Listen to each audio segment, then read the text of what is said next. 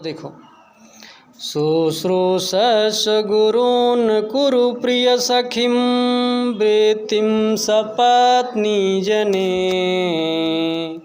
भर्तुः विप्रकृतापि रोषणतया मास्म प्रतीपं गमः भूयिष्ठं भव दक्षिणा परिजने भाग्येषु अनुतोषेकिनी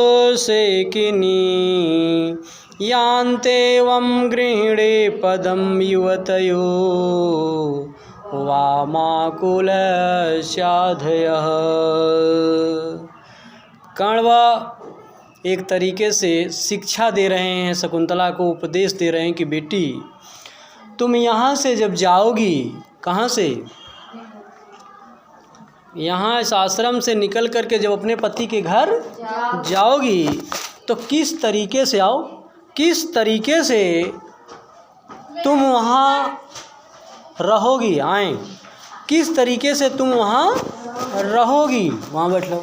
नहीं सर जी, हम नहीं बैठे, ये बैठे कहा मुझे किस तरीके से तुम वहाँ रहोगी, इस बात को विधिवत समझाते हुए कहते हैं कि शुश्रूषस्व गुरून् कुरु प्रिय सखीं वृत्तिं सपत्नी जने भर्तुः विप्रकृतापि रोषणतया मास्म प्रतीपं गमः भूयिष्ठं भव दक्षिणा परिजने भाग्येषु अनुशेकिनी यान्तेवं गृहिणे पदं युवतयो वामाकुलस्याधयः।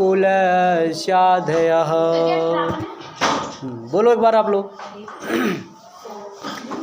मैं शुरू कर रहा हूँ, बोल दें। शुश्रूषस्व गुरून् कुरु प्रिय सखीं, बोलो, वृत्तिं सपत्नी जने भर्तुः विप्रकृतापि रोषणतया मास्म प्रतीपं गमः भूयिष्ठं भव दक्षिणा परिजने भाग्येषु अनुतोषेकिनी यान्तेवं गृहिणे पदं युवतयो वामाकुलस्याधयः। पढ़ लेंगे ना, अर्थ हो जाए। चलो अर्थ देखो। कहा कि गुरून् शुश्रूषस्व, हे शकुंतले जब यहाँ से अपने पति के घर जाना तो क्या करना, जो गुरून् हो, गुरून् माने, गुरु माने भारी होता है, गुरु माने भारी, जो तुम्हारे घर बड़े बुजुर्ग हों, गुरून् माने जो तुम्हारे घर यानी राजा दुष्यंत के यहाँ जो क्या हों, बड़े बुजुर्ग हों, उन बड़े बुजुर्गों की शुश्रूषस्व सेवा करना।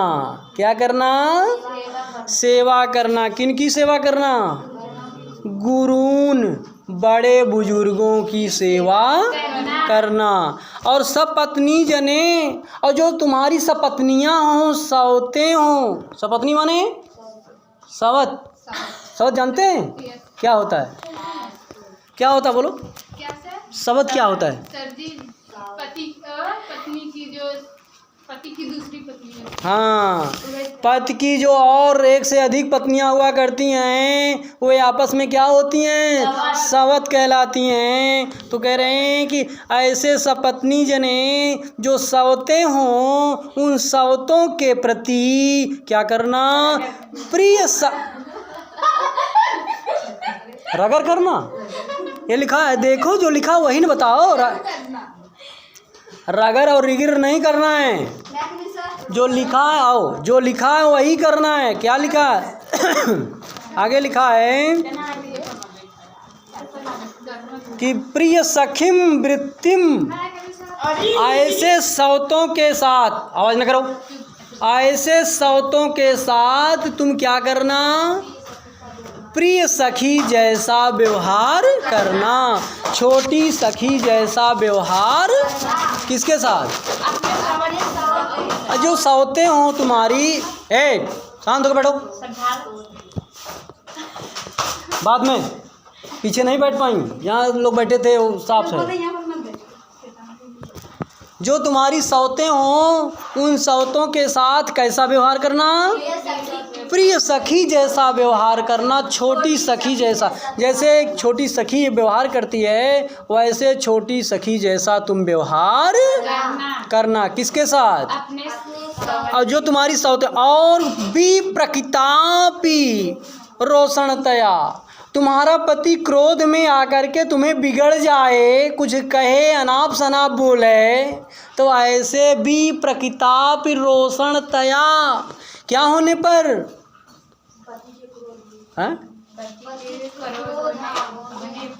पति के क्रोधित हो जाने पर तुम क्या करना?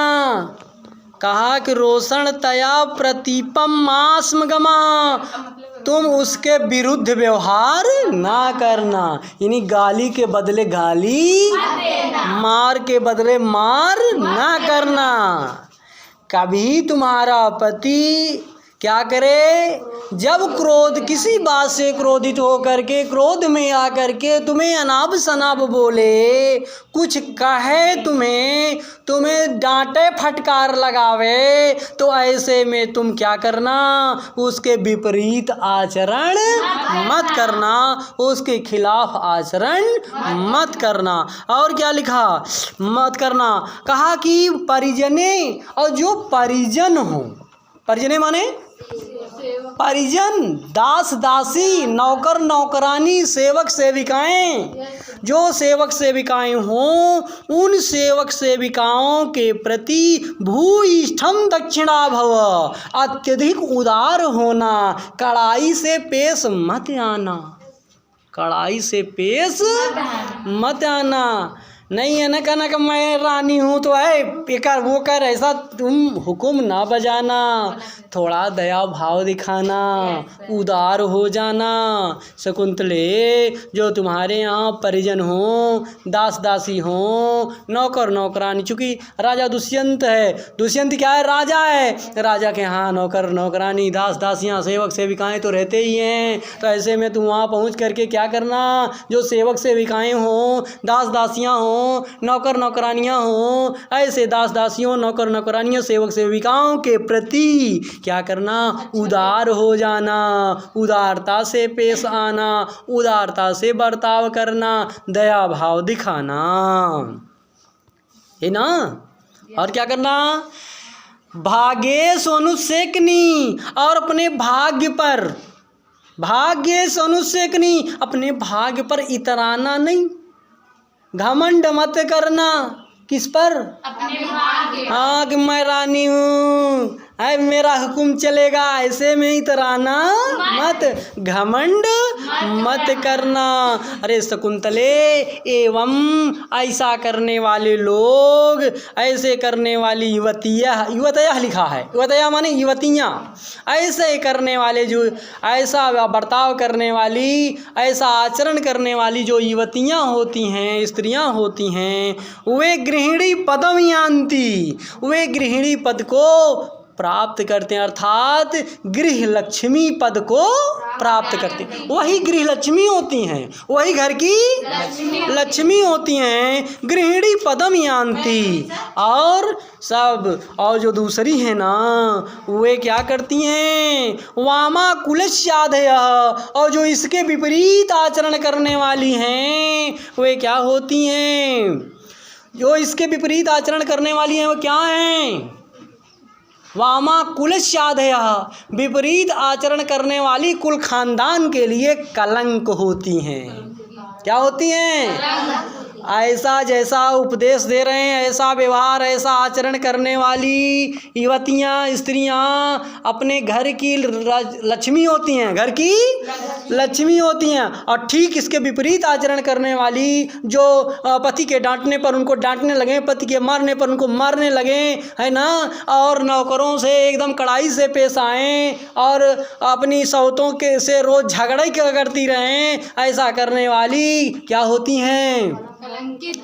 अपने खानदान के लिए कलंक हुआ करती हैं। ये शिक्षा है, ये उपदेश है क्या कि तुम जाना तो जो बड़े बुजुर्ग हों उन बड़े बुजुर्गों की सेवा करना, और जो सौतें हों उन सौतों के प्रति प्रिय सखी जैसा व्यवहार करना।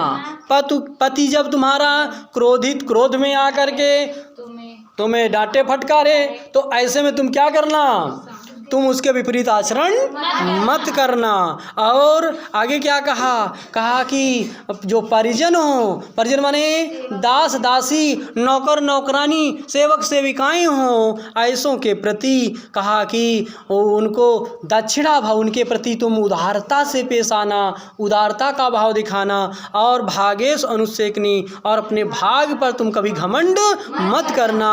ऐसा करने वाली जो युवतियाँ स्त्रियाँ होती हैं वे अपने किसको प्राप्त होती हैं? अपने घर की लक्ष्मी हुआ करती हैं। और इसके ठीक विपरीत आचरण करने वाली जो युवतियाँ हैं वो अपने कुल खानदान के लिए कलंक हुआ करती हैं। यही शिक्षा है, यही उपदेश सुकर्ण जी का है।